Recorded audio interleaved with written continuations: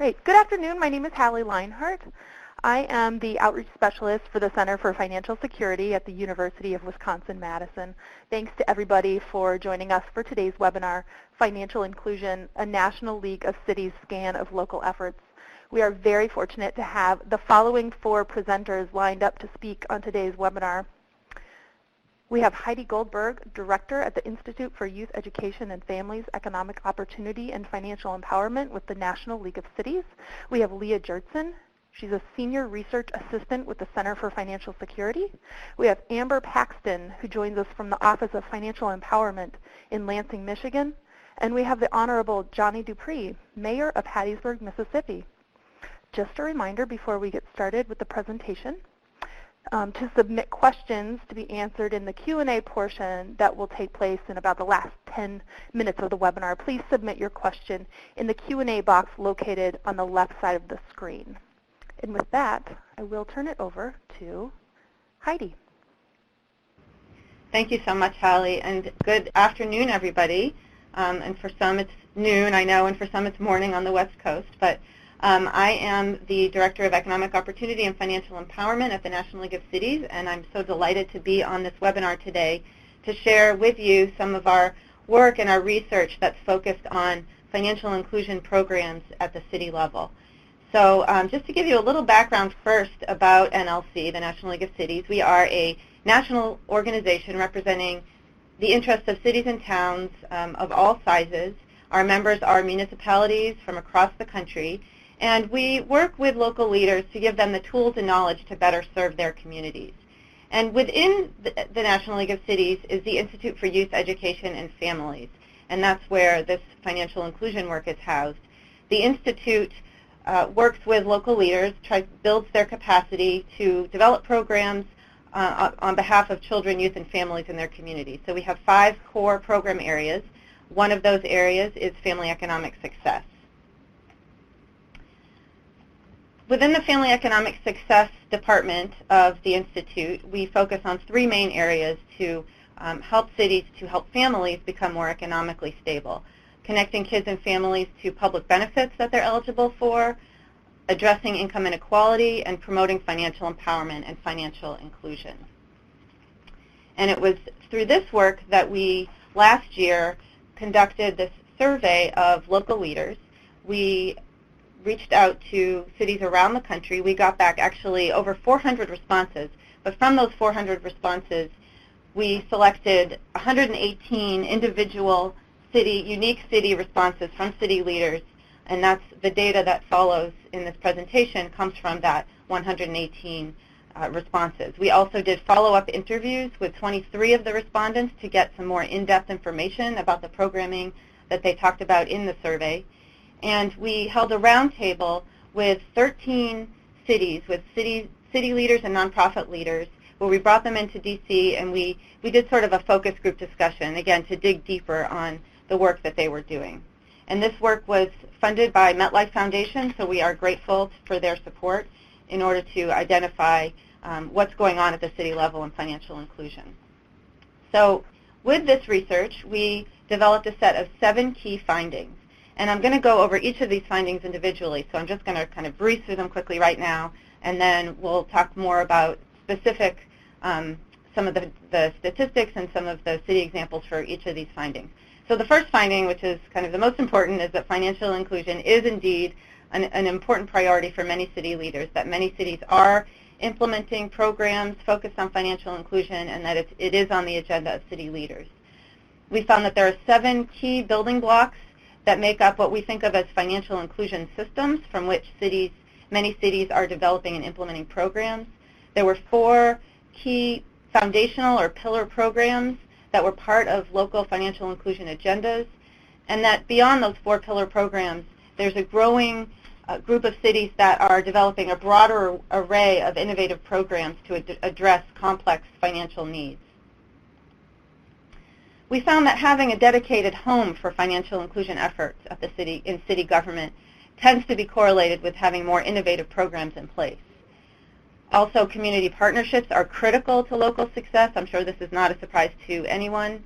Many of you probably do partner with your city government on some of these programs. And then we also found that cities that rely on data to both guide and evaluate their efforts tended to also have more extensive programming.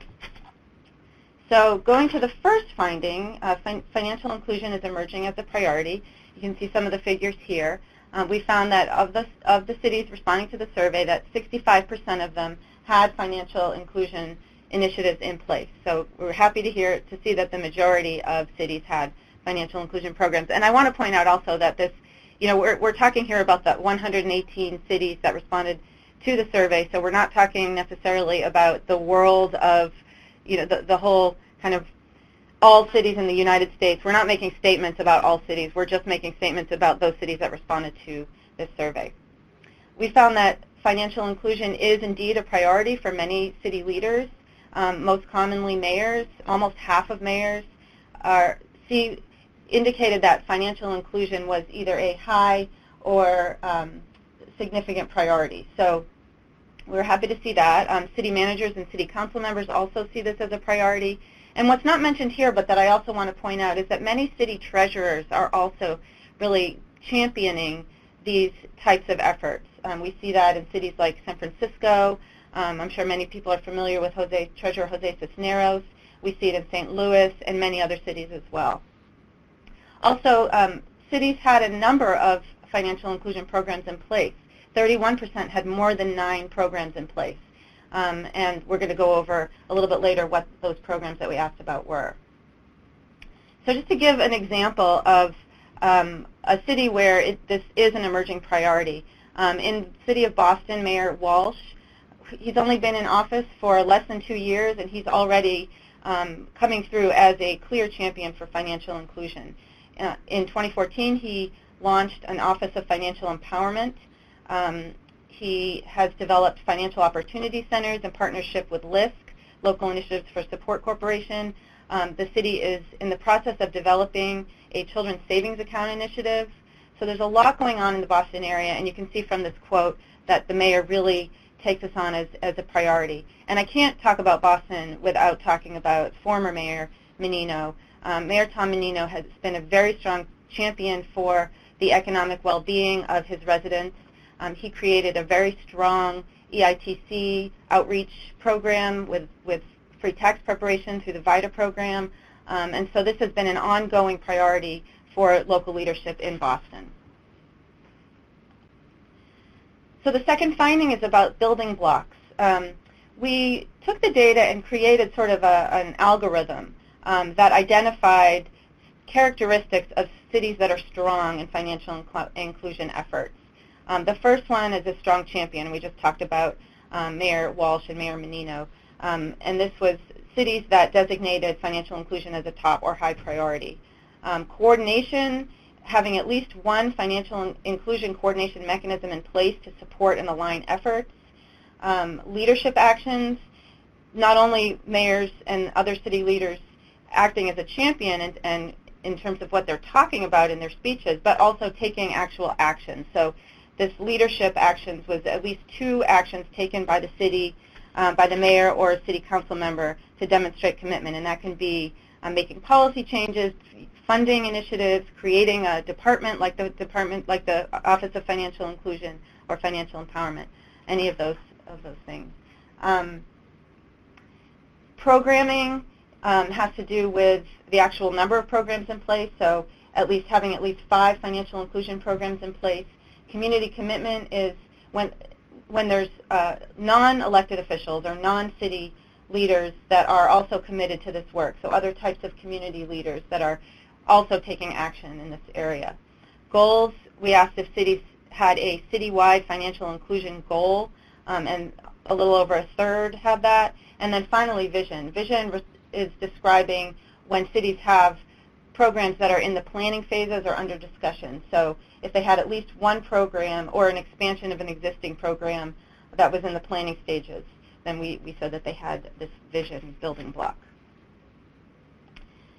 So a handful of cities had all 7 of these building blocks in place. Lansing, Michigan was one of them, and that's one of the reasons that we have Amber on the phone to talk to you today about what the city of Lansing is doing. So I'm not going to go into any detail about that. But we also found that 25 cities had 6 of the 7 building blocks in place, and 35 had 5 of the 7 building blocks in place. Pillar programs is the third finding. Pillar programs are foundational or in some way more traditional programs that cities have been implementing for quite a while. They often serve as the core infrastructure of financial inclusion agendas. And we found that 63% of the cities that responded to the survey had at least one of these 4 pillar programs in place. So that includes EITC outreach or VITA programs, programs that connect families to public benefits, home ownership assistance programs, and financial education, counseling, or coaching programs. And many cities have built off of these pillar programs to create more innovative programs. We also found, interestingly, that 65% of cities with at least one pillar program in place were more likely to have city funds dedicated or had city funds dedicated to financial inclusion programs. So cities that had pillar programs in place were more likely to fund financial inclusion programs generally. Only 2% of cities that had none of these pillar programs in place provided direct funding to financial inclusion programs. So Savannah, Georgia is a great example of a city that really started with pillar programs and then moved beyond those pillar programs to launch a number of innovative initiatives. The former mayor, Otis Johnson, created Step Up Savannah, which is it's a quasi-governmental organization that the city provides funding to that carries out a lot of the financial inclusion work. It really set the foundation for financial inclusion efforts in the city and for later efforts as well. So the nonprofit was developed in 2005 with a goal to reduce poverty. The Step Up provides strong EITC outreach efforts, connection to public benefits. The city has an affordable housing trust fund, the only one in the state. And the city also has 5 centers for working families, which is based on a model that the Annie E. Casey Foundation developed, designed to boost financial stability through a range of different services. A lot of the pillar programs in place in Savannah. The next finding is about a broader array of innovative programs, and I mentioned how beyond pillar programs, many cities, 25% of cities, have a set of innovative programs designed to help families with a range of different financial inclusion needs that they may have. So some of these include helping families to save, to reduce debt, to gain access to safe and affordable financial services, and just generally financially prepare for the future. And there are so many interesting stories to tell here in the city examples, but I wanted to first show the list of financial inclusion programs that we asked in the survey. So you can see the blue line here is programs that are in operation in the city. So you can see the most common are these pillar programs, starting with EITC outreach and VITA programs. And then some of the later programs or more innovative programs down the line. The green bar is cities that have these programs that are either in planning or in discussion.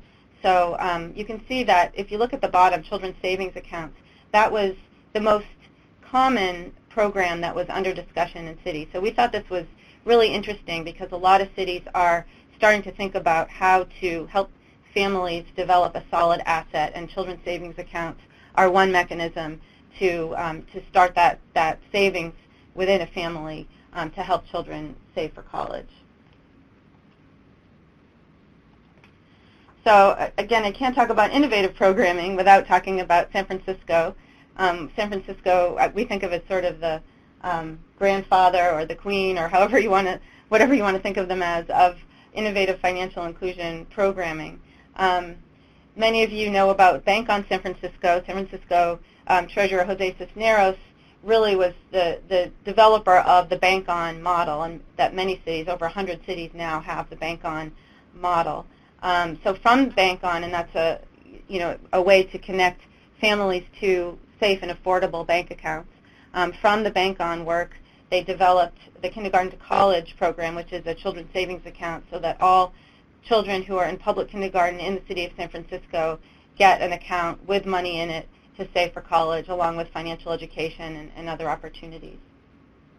The city also developed Currency SF, which provides businesses with resources and assistance to move to fully electronic payroll, helping to help families avoid costly, predatory alternative financial services.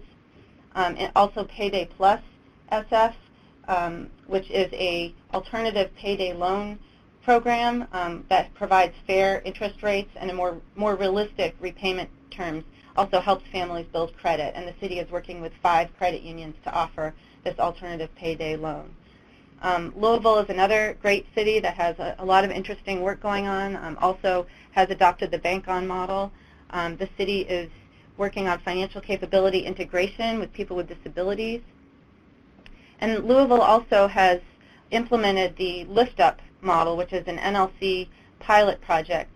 It stands for Local Interventions for Financial Empowerment Through Utility Payments, and I know that's a mouthful, so we usually just say Lift Up. But this initiative connects families who are in debt to public utilities. So in this case, it's the water department, the Louisville Water Department. People who are in debt to the water department are connected with financial empowerment services and restructured debt payment plans to help them not only pay back their debt, but also provides the financial counseling so that they can improve their financial well-being overall. So another finding is about having a dedicated home for financial inclusion work. And what we mean here is a city department or a staff person or an agency where this work is housed and coordinated. So that it could be as simple as a staff person in an agency, that there's somebody who's waking up every day in the city thinking about this work and moving it forward. So 29% of respondents indicated that they had a home for financial inclusion programming in their cities. Sort of the kind of top of that spectrum is having a specific office dedicated to this work, so an Office of Financial Empowerment or an Office of Financial Inclusion, and there are 5 cities that had that. And having a home for financial inclusion efforts tended to be correlated with that city having a broader range of programs in operation, which of course makes perfect sense. So New York City was the first city to develop an Office of Financial Empowerment, so they were sort of the queen or the grandfather or whatever, however you want to refer to them as having an Office of Financial Empowerment. And so the New York City Office of Financial Empowerment is housed in the Department of Consumer Affairs in the city. It was launched in 2006 by Mayor Michael Bloomberg. And the office is focused on a range of different things: public awareness, helping families to understand the importance of savings, opportunities to get free tax preparation and EITC outreach. Financial counseling is an important part of their work, increasing the availability and also establishing a network of financial education providers in the city, which is important as there are, New York City is very large and there are a lot of financial education opportunities. And so having that network to make sure that families know where to go to get financial education. The city also pilots interesting asset building strategies, including Safe Start program, which is a low-cost savings account, as well as Save USA, which is tax time matched savings accounts. And because it's housed in the Department of Consumer Affairs, the office also protects residents from predatory practices, and that's a key goal of the initiative of the office. Partnerships is another important finding, and also one that's sort of a no-brainer. We know that no cities can do this work alone, and I'm sure all of you know that as well. So just about every city that responded to this survey had some type of partnership in place to carry out financial inclusion work. And those were partnerships with intermediary organizations, United Ways, other types of community organizations, state and regional coalitions. Almost a quarter of the cities that responded said that they were working with a state or regional coalition. Financial institutions. Many cities were also working with their regional FDIC or Federal Reserve Office, and then national organizations. Some cities were working with national organizations as well, such as NLC or Cities for Financial Empowerment. There's a lot of important partnerships here. And one of the things we learned from our follow-up interviews was what are the keys to partnership success? And that includes things like sharing a vision and goals for what you want to accomplish, establishing shared outcomes and measures, and committing to sharing data with each other, regular communication and review of each other's activities, and just a dedication to continually adjusting strategies as you move forward with the work.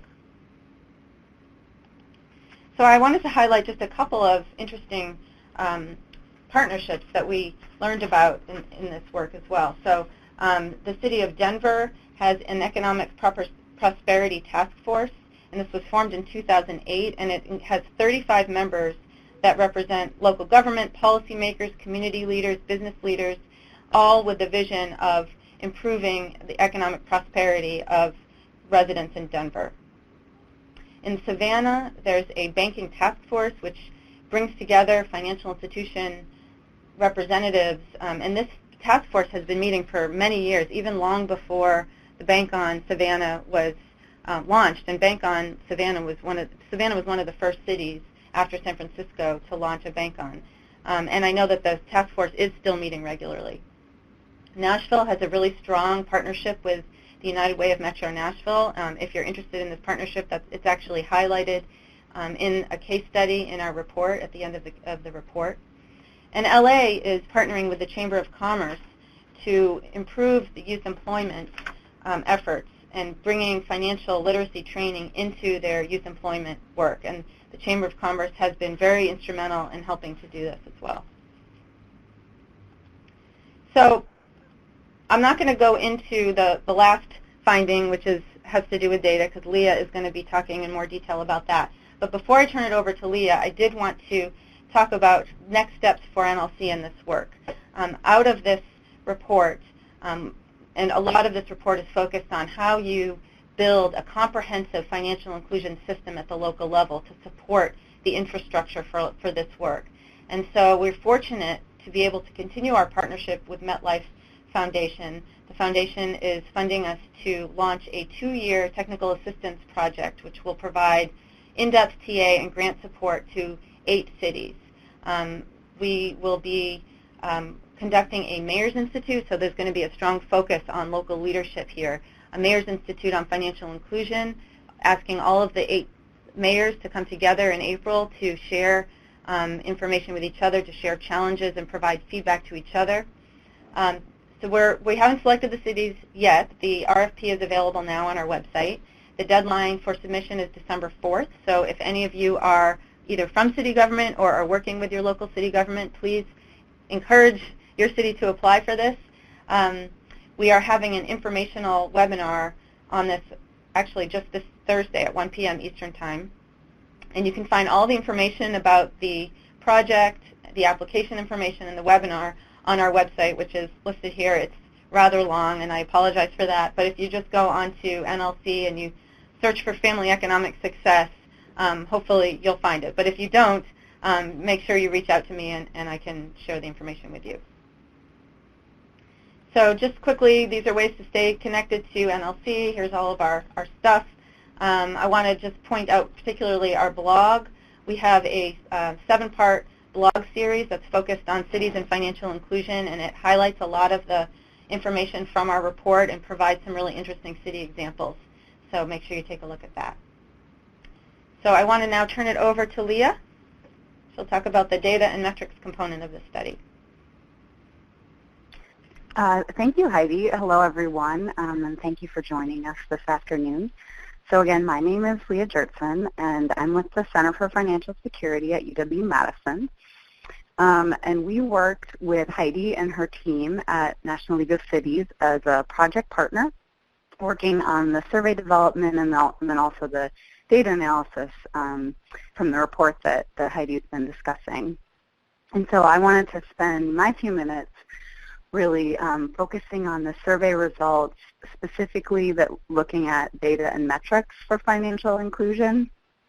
So the kinds of data that the cities in our survey reported collecting and how they're using that information to inform and assess their financial inclusion efforts.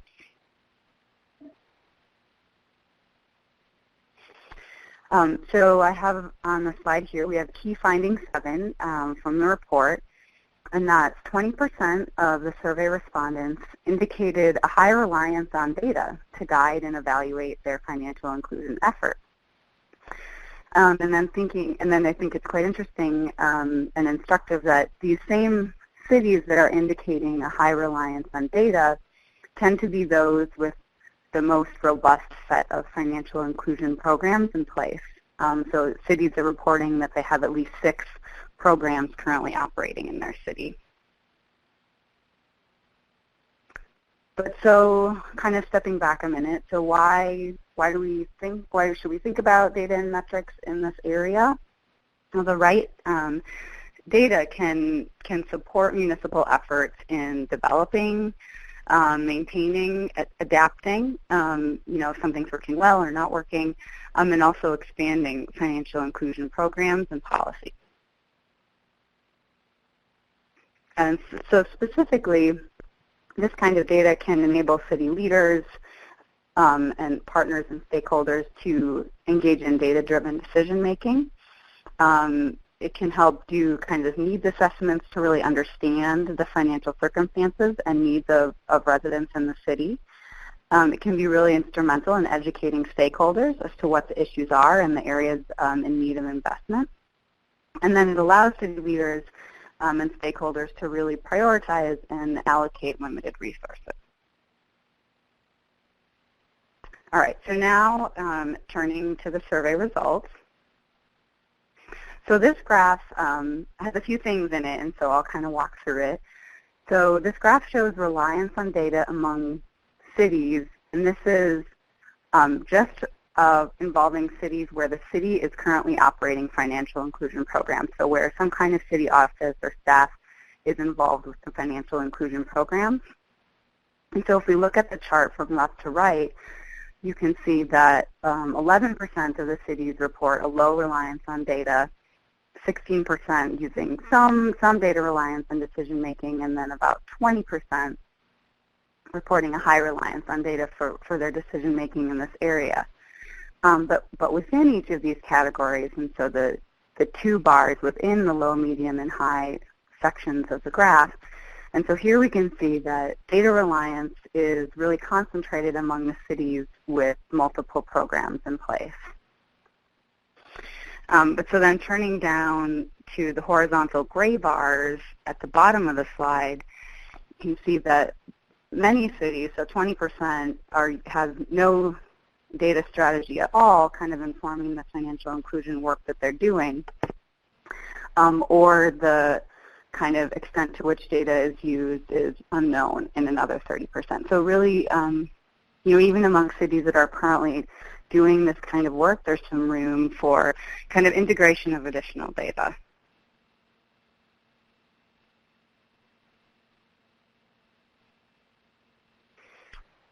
So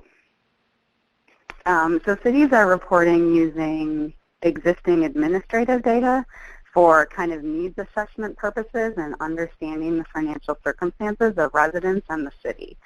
And so in our survey, about a third of cities reported they'd conducted some kind of formal needs assessment to identify needs of a targeted constituencies or to identify service gaps. And so the bar graph here shows the percent of cities that are using data kind of to track select topics. So we have, moving from left to right, about 27% of cities are using some kind of administrative data to track the percent of underbanked and unbanked residents in their city. And then about 30% of cities reported tracking foreclosures, with about 15% looking at home mortgages. So what the most common administrative data was the EITC take-up. So this was the earned income tax credit, and typically in combination with a volunteer tax preparation site. And so over a third of cities reporting using some kind of data on the EITC. And then another 20% doing looking at kind of business enterprises, and so thinking about like small business development in the city. Then our last bar here is is mapping. And so about 30% of cities reported using some kind of geographic data or mapping technique to identify kind of needs areas or service gaps in their city. And so the data for these that reported on this slide, much of it is available from the IRS, the U.S. Census, and kind of other public sources, or you can just go online and enter in your city or your county and get some descriptive statistics. And so there are additional details and some recommended data sources for particular topics in the National League of Cities report. So I'd encourage folks interested in that to go there for more information. So now moving from kind of a needs assessment to looking at program assessment. So the next few slides are going to focus on cities that were currently operating programming in the financial inclusion arena, and so then we asked them how those programs are currently being evaluated. And you can see the most common evaluation tools were tracking program participation, which makes sense, and then also tracking some kind of metric for program achievement. And 3/4 of cities that were operating programs did report doing some kind of internal evaluation of the program, and then a smaller proportion, just over a third, reported that they had some kind of external evaluation of the programs that they were doing. So thinking about when financial inclusion efforts are in place, it's important that cities have some understanding about who their client base is. And so among cities that were operating programs, you can see it was quite common that they're collecting some client characteristics with income and race, ethnicity, gender, kind of basic demographics being something that was commonly collected. And then sometimes additional information, employment, public assistance receipt, and then particular service needs or goals. And so for programs not collecting this kind of data, it can be informative to add a client characteristics component just to better understand kind of who these programs are serving in their city. And so now moving from kind of who is being served by these programs to program outcomes. So clearly it's important to gather some information about program outcomes so you can assess and track progress and track effects. And so we categorize outcome data collection into two groups. Self-reported client outcomes, which are shown on this slide, and then administrative outcomes. And so with the self-reported outcomes, you can see about half of cities were reporting they're collecting some kind of well-being metric. So clients kind of just indicating at the end of the program whether, some metric of improvement. Kind of specific indicators that can be useful are energy security, food security, housing security, and levels of financial stress. And you can see about a quarter of programs were collecting metrics like that. So to the extent that it's possible, an informative component can be using administrative data.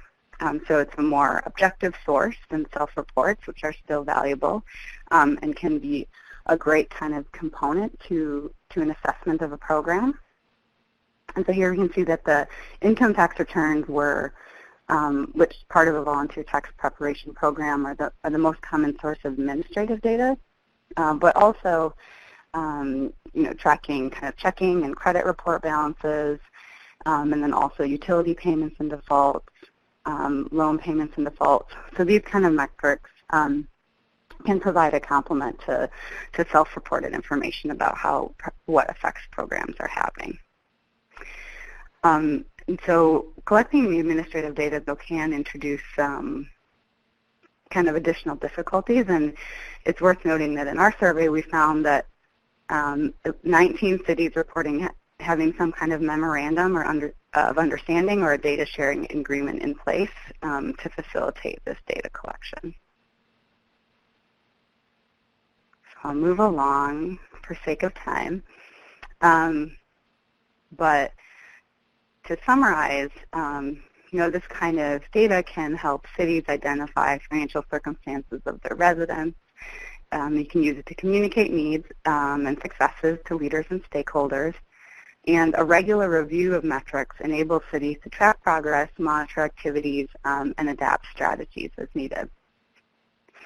And so I'll just kind of reiterate that all the graphs from my presentation are available in the National League of Cities report, so that's a great place to go for more information and kind of specific details. And so with that, I will turn it over to Amber Paxton from Lansing, who can offer some details about what's going on in Michigan.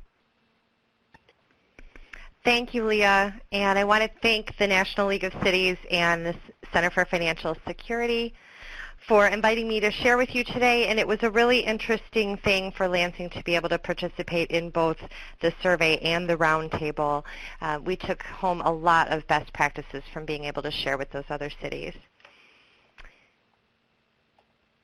So I am Amber Paxton. I am with the Office of Financial Empowerment in the City of Lansing, and I'm going to talk mostly today about our Financial Empowerment Center initiative.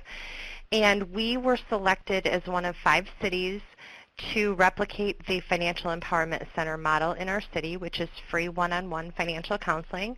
I did see some of my my colleagues from the other cities are on this webinar, so that's great to see. So the 5 cities were Nashville, San Antonio, Philadelphia, Denver, and Lansing. So the Financial Empowerment Centers offer free one-on-one financial counseling from professional, trained financial counselors. They are partnered with one or more nonprofit organizations for delivery. So in the City of Lansing, our main nonprofit partner, which we call our hub site, is Capital Area Community Services, which is a community action agency. But we have multiple other nonprofit and governmental and faith-based partners, including things like the district court, a public utility and a private utility, financial institutions, and even other city departments such as public housing and human relations and community services. And the purpose of the Financial Empowerment Center model is not to be not to be in a silo and delivering financial counseling as a separate program, but to be seamlessly integrated into existing social services. I'm going to talk a little bit as we go forward about what that looks like on the ground. And then another component of this model is that it is open to the public. So we have no income caps on our services and no residency requirements, even though all of our services are delivered within the City of Lansing. And we have consistent protocols among all of the financial empowerment cities across the country, including having the same intake paperwork, the same metrics that we measure, and consistent service delivery, including length of the session and what is done within a counseling session. And then we have certified training, which we started out doing through a community college, but have recently transitioned to doing through AFCPE. And I know many of you are familiar with that program. It's a very good one. I have a counselor in Florida taking that exam today. So the other and probably most important part of this model is rigorous performance evaluation and data tracking. I've been involved in many asset building programs through the years. This is the most data intensive. What's wonderful about that is that it gives us very specific answers to what we're achieving, what kind of efficiencies and effectiveness we can achieve by integrating with various partners. So these are our results since we launched the center in March 2013. And due to time constraints, I won't go through these, but a couple that we're particularly proud of is the $3.9 million in cumulative non-mortgage debt reduction and the fact that 103 people have increased their credit score by 35 points or more, and 31 people who had no credit have established credit. All of the metrics that you see here are metrics that are measured in all Financial Empowerment Center cities.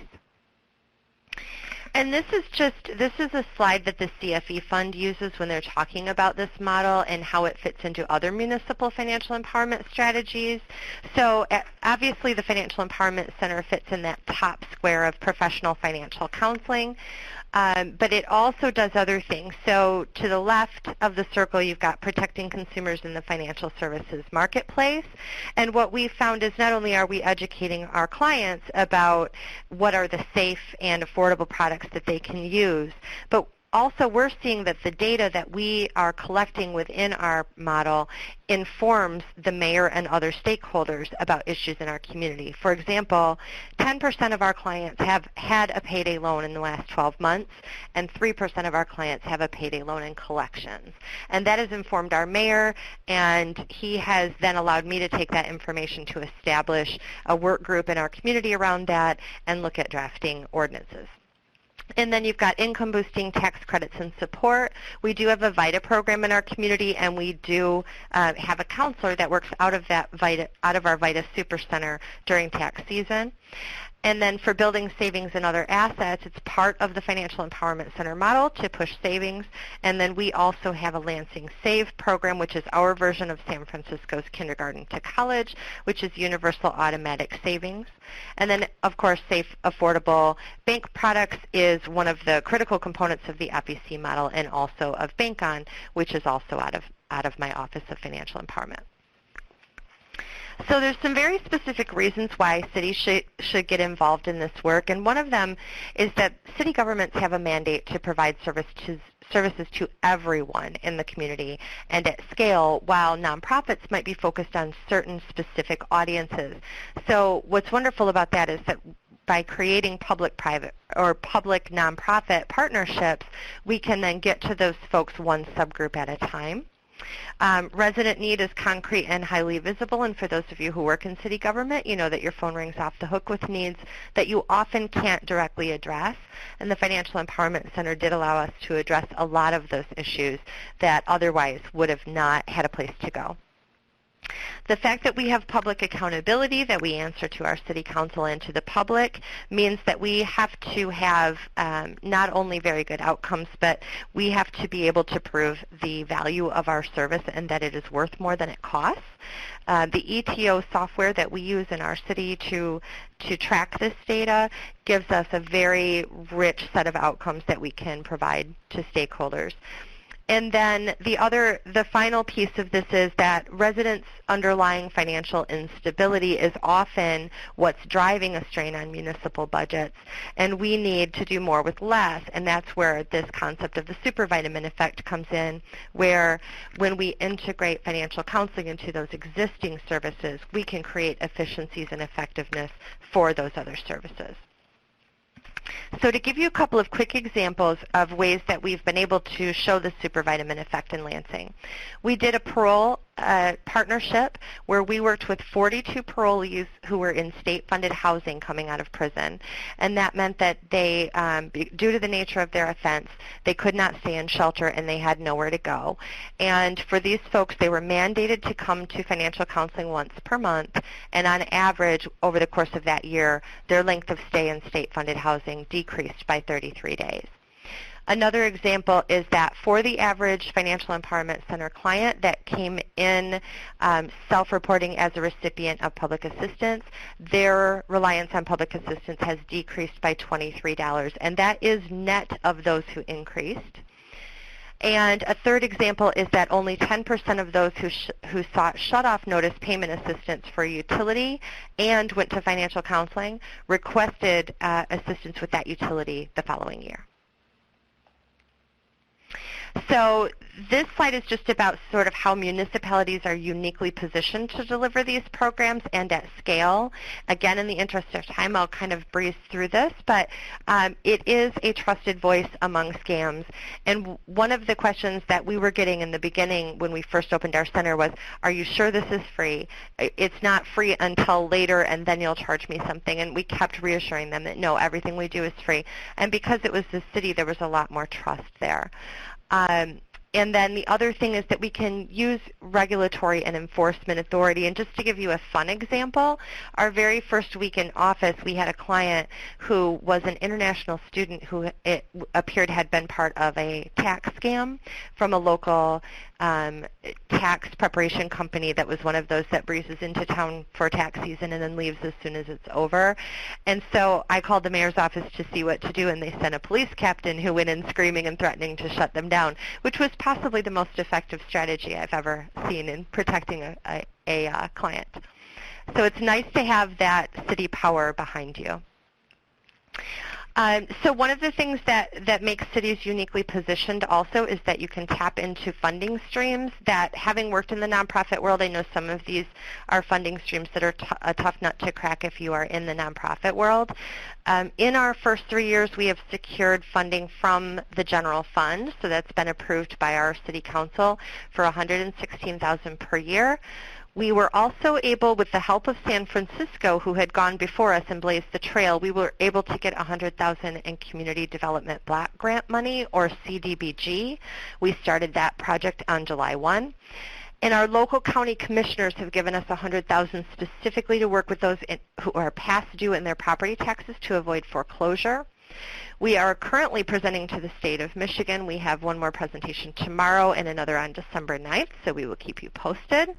And other sources of funding we've been able to secure have come from CSBG as well as private foundations and corporations. And here's my contact information. I am more than happy to answer questions, so please feel free to write down my email or give me a call, and I'm happy to answer any questions you have after this.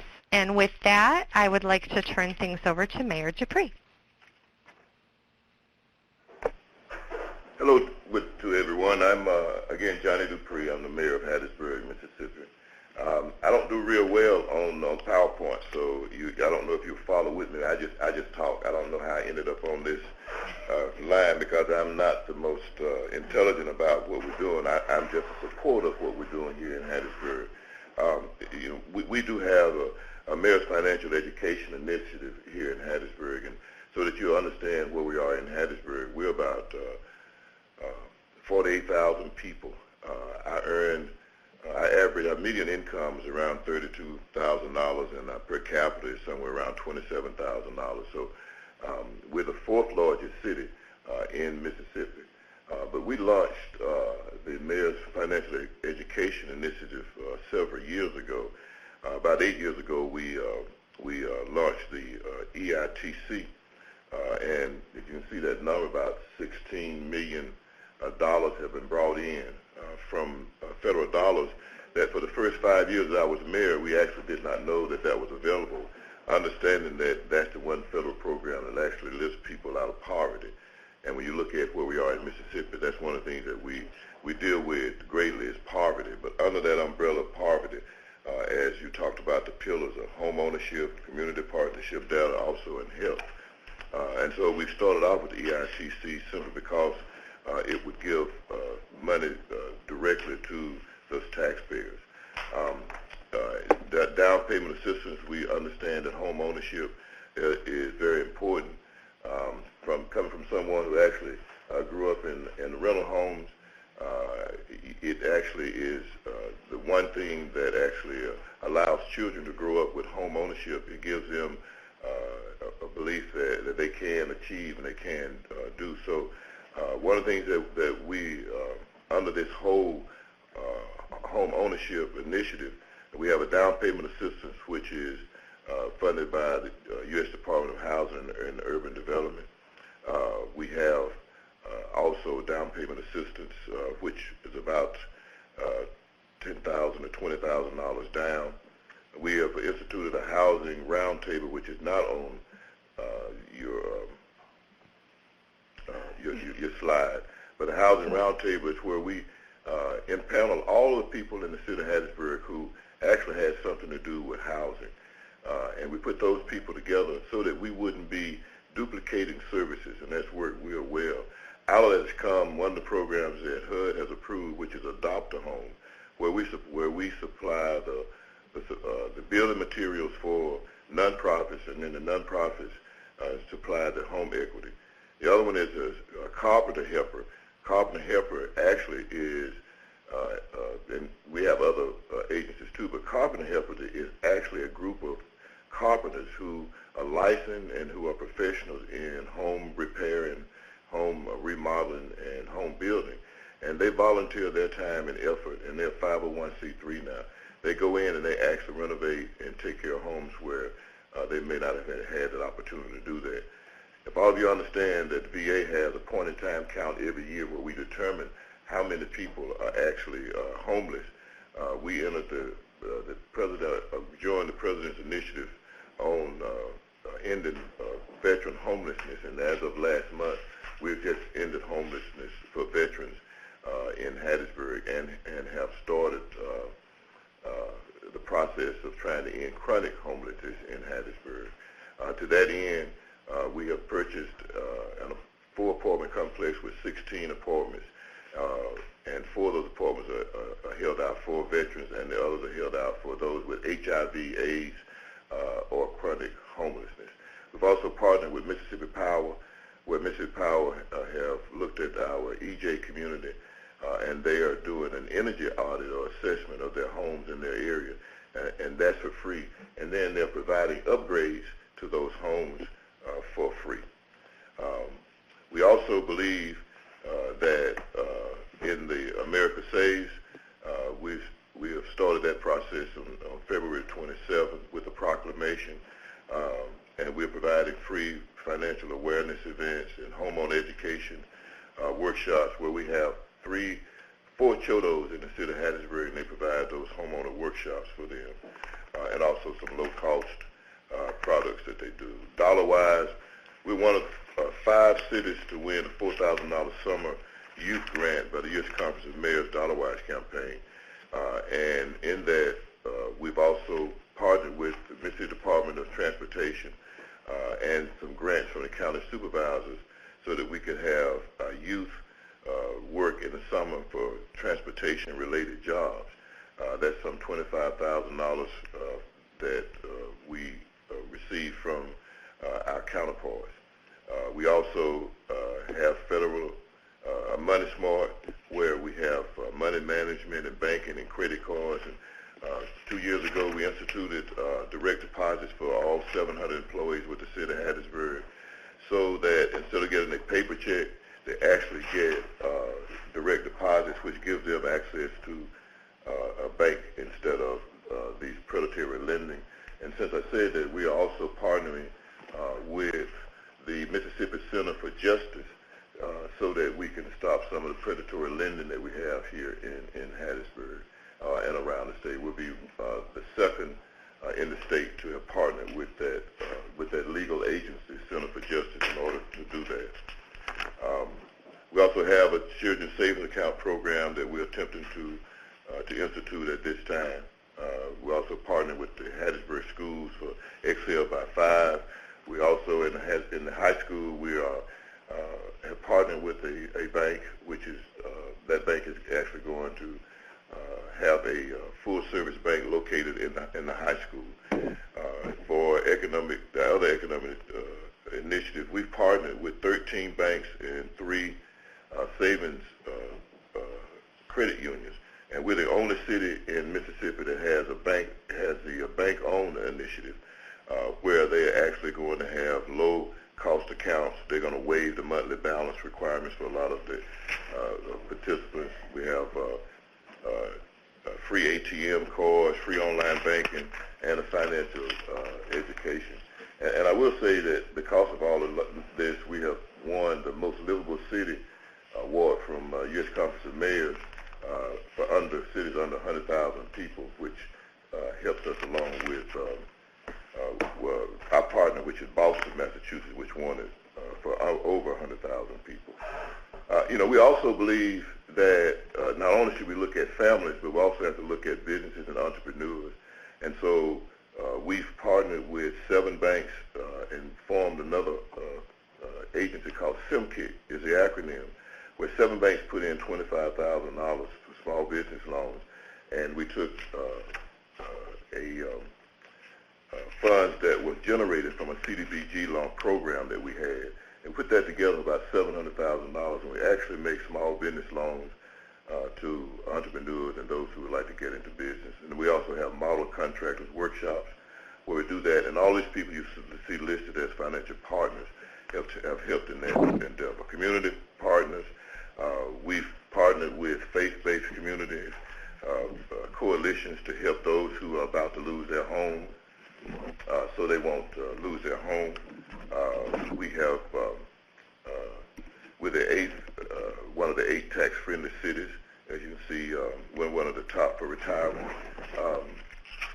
And we believe also that health is also a major issue.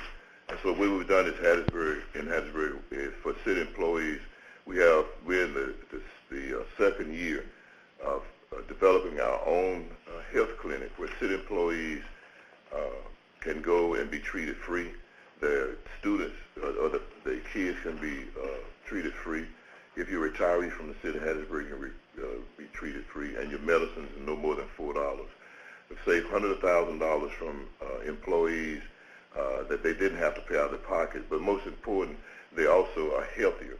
And if you're healthier, that means that you hopefully will be able to find employment, be able to be educated. We struggle with a number of things in Mississippi. One is that our cities are so small that it's most difficult for us to compete with the larger cities that I've heard on this webinar that you talk about. It's very difficult to compete with them even for the grants, and then when you get the grants, to administer the grants, or even to institute programs. And so it takes partnerships and nonprofit partnerships with us in order to make that happen. And so we do appreciate this. We appreciate you giving small cities the opportunity to weigh in on something that we think is very important for the development of our communities.